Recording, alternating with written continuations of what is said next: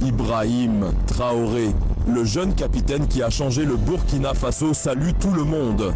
Aujourd'hui, on s'intéresse à l'histoire fascinante d'Ibrahim Traoré, l'homme qui a pris les rênes du Burkina Faso. Né en 1988 à Kéra, Ibrahim Traoré est non seulement un militaire mais aussi un homme d'État burkinabé. Et devinez quoi? Depuis le 30 septembre 2022, il est le plus jeune chef d'État au monde, à tout juste 34 ans. Alors, qui est Ibrahim Traoré? Il grandit à Kéra et poursuit ses études au lycée Dakarville, à Bobo Dioulasso. Après son bac en 2006, il se lance dans des études de géologie à l'université de Ouagadougou. Un parcours classique? Pas tout à fait. Durant ses études, il milite activement au sein de l'Association nationale des étudiants du Burkina et de l'Association des étudiants musulmans. Sa carrière militaire commence en 2010 lorsqu'il rejoint l'armée, après sa formation à l'académie militaire Georges Namoano. Il gravit rapidement les échelons.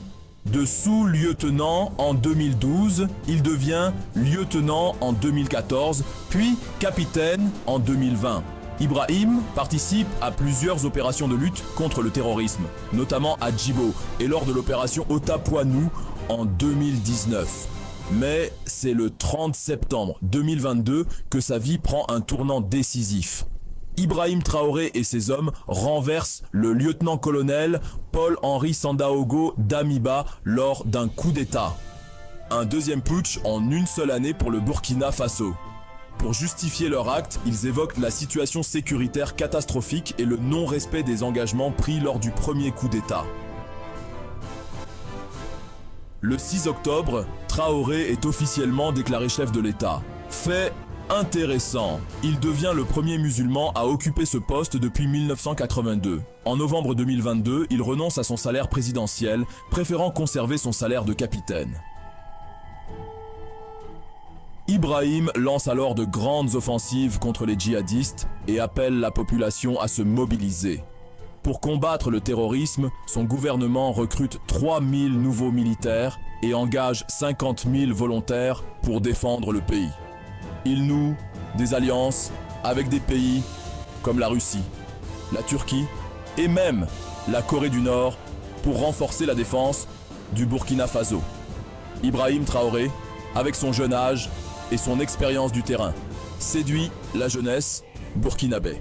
Il évoque souvent les idéaux de Thomas Sankara, comme la souveraineté nationale et le combat contre l'impérialisme. Son gouvernement adopte une politique anti-française, ce qui lui vaut le soutien des panafricanistes. Le 25 mai 2024, la transition est prolongée de 5 ans et Ibrahim Traoré devient président du Faso. Les défis à relever restent immenses, mais Ibrahim Traoré continue de façonner l'histoire du Burkina Faso. Et voilà, c'était l'histoire d'Ibrahim Traoré, un jeune leader charismatique. Si vous avez apprécié cette vidéo, n'hésitez pas à la liker, à laisser un commentaire et à vous abonner à la chaîne. À la prochaine.